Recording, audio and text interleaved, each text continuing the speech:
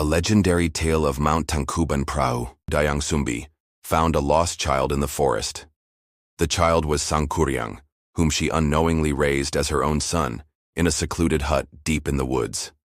Young Sangkuriang, trained in martial arts and hunted in the forest with Tumang, his beloved dog who was actually a divine being. One day while hunting, Sangkuriang accidentally wounded Tumang in anger and disappointment. He rushed home to confess his actions to his mother. Dayang Sumbi was furious and banished him, unaware that Sangkuriang was her own son. Heartbroken and disappointed, Sangkuriang left his home and his mother behind. Sangkuriang wandered across various lands, meeting different people to train and refine his martial arts skills. Years later, Sangkuriang, now a skilled warrior, returned to his village and met a beautiful woman, Dayang Sumbi. Neither recognized each other, and Sangkuriang fell in love with her. When Dayang Sumbi saw a birthmark on Sangkuriang's body, she realized that the young man who loved her was actually her own son. Her face turned pale, and her eyes filled with fear as she grasped the horrifying truth. Sangkuriang then expressed his feelings and proposed marriage to Dayang Sumbi. To stop him, Dayang Sumbi set an impossible task: to build a giant boat overnight.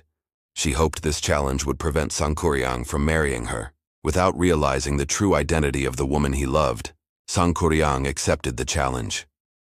Sangkuriang stood inside a dark, mysterious cave, holding a torch that flickered and revealed ancient stone carvings on the walls. Strange symbols and forgotten scripts were etched around him. Using his supernatural powers, Sangkuriang summoned mystical beings to help build the boat in a single night. Glowing spirits began working at an extraordinary speed. Meanwhile, Dayang Sumbi stood in the royal chamber, her face pale as she listened to the kingdom's elders. She wore a golden royal dress, hands trembling as an old priest with a long white beard revealed a dark prophecy. Determined to stop Sangkuriang, Dayang Sumbi sent mystical beings to sabotage his efforts. When Sangkuriang realized that his work had been ruined, he was filled with rage. In his fury, he cast a powerful spell, transforming himself into a half-human, half-dragon being. With immense strength, Sangkuriang kicked the half-finished boat with all his might. The boat he kicked turned into a mountain resembling an overturned boat, what is now known as Mount Tangkuban Perahu.